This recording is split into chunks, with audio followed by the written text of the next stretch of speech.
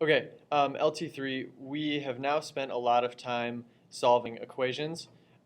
This is very similar to that, except we are solving inequalities and then graphing the solution on a number line. But for the most part, a lot of the steps are the same. Um, in inequality, you guys have seen these before, but an inequality is a statement that one quantity is less than or greater than another. And then there are four, so you can copy that down. And then there are four symbols for that. There's the less than, there's the greater than, less than equal to, greater than equal to. And so what we're going to do with just this first little table, these are some just kind of like everyday things.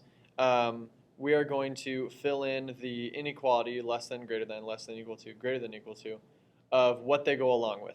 So if the phrase here is at least 6 glasses, so that means you could have 6 or more. So it's going to be an equal to because you could have exactly 6 or more, that would be greater than. So it'd be greater than equal to, that would be at least 6. So greater than equal to 6. Below 40 degrees, that means that it's not 40 degrees, it has to be below 40 degrees, so it can't be equal to, it's less than 40 degrees. And I guess we could put a variable in here too. X greater than equal to 6, x greater than, less than 40 degrees. Fewer than 20 calories, again, this is a less than. At most $10, so it means you could have $10, but you can't have more than $10, so that's a less than equal to. And then this one's a little bit tricky. This is between 35 degrees and 120 degrees. So 35 degrees is less than the temperature, but the temperature is less than 120 degrees. And that's how you would show between 35 degrees and 120 degrees. Okay?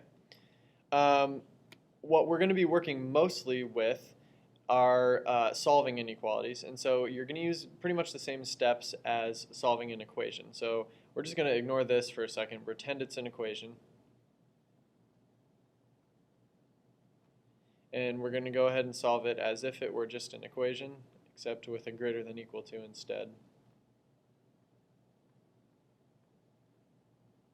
Again, these are just the same steps as before.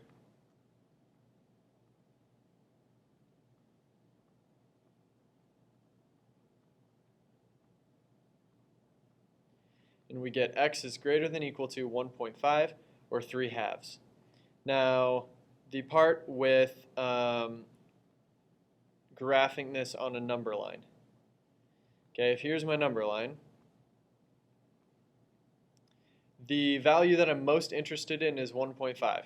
So I could put some other values, like I could put 0 here, I could put -2 down here, I could put 2 up here. Well, here's 1, there's -1. Here is 1.5 right here. So with the way that I graph this on a number line is what this tells me is any x value more than 1.5 or equal to. So I fill in this circle right here at 1.5 and then I shade that way because any value greater than 1.5 could be included. So I shade to the right for any value greater. There are some different scenarios that could happen here.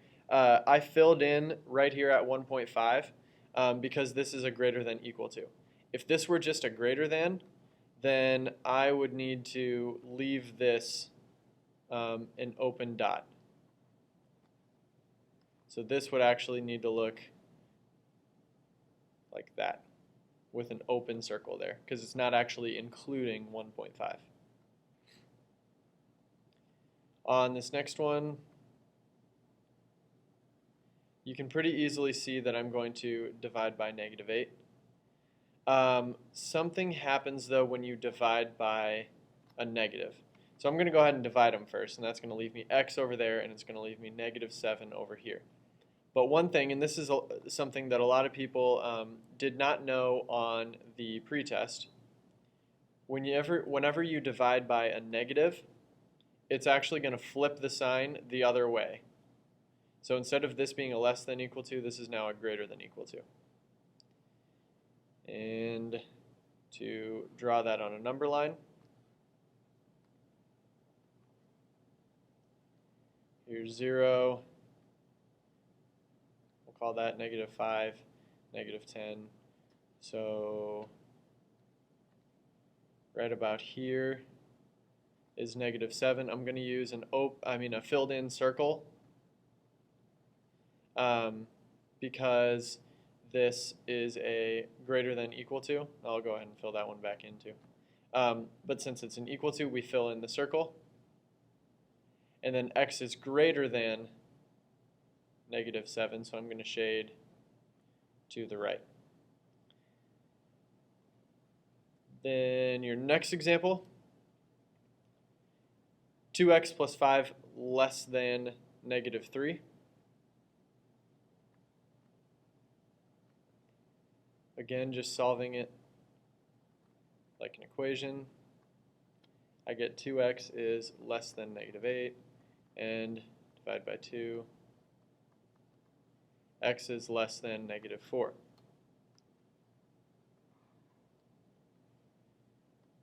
So on a number line, here's 0, -2,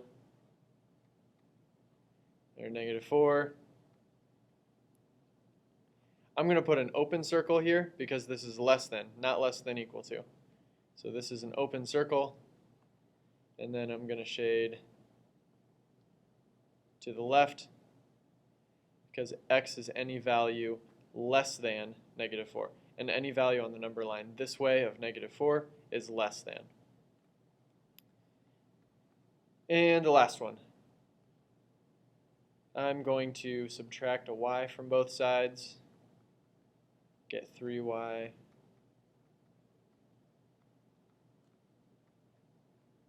Subtract 5, 3y is greater than equal to 21.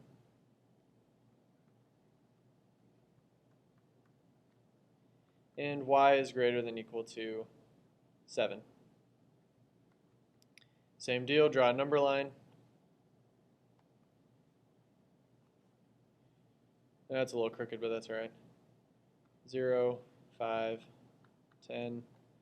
Right about here is 7. This is going to be a closed circle because it's greater than equal to, and we're talking about values greater than 7. So I'm going to shade that way because that represents all values greater than or equal to 7. Your before class has an inequality here for you. Yes, it has a decimal in it. You can still do it. You might need a calculator, but you can still do it. It has a negative, so remember what that means if you go back to the second example there with the -8x. Remember what that means you have to do. So solve it, graph it on a number line, and then bring that to class with you.